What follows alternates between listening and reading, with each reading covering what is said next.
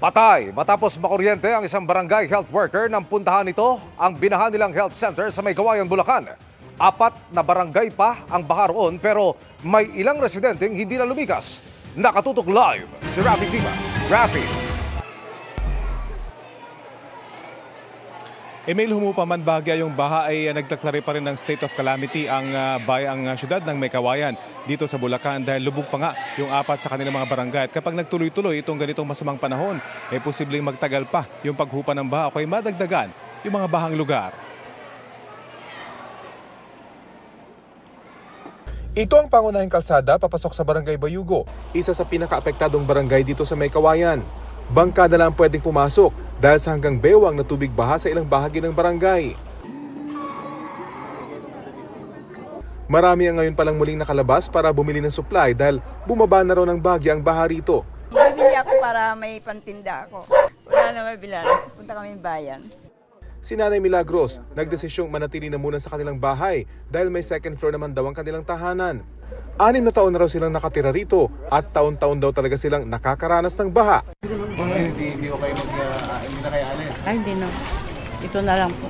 Kasi po, mahirap lumikas pag may mga batang maliit. Kanina dumating na ang relief supply sa barangay. Ipapamahagi raw ito sa mga residenteng piniling manatili sa kanilang mga bahay sa gitna ng pagbaha. Pero sa gitna ng pag-aasikaso sa mga apektadong residente, nagluluksa ang barangay.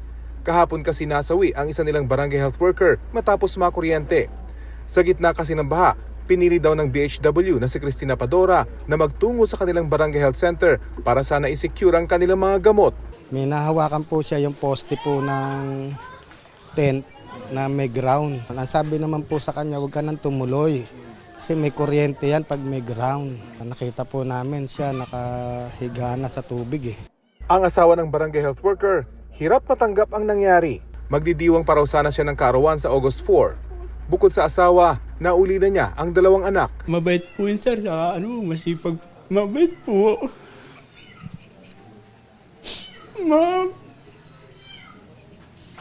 Mabait po niya. Di ko nahirapan ako.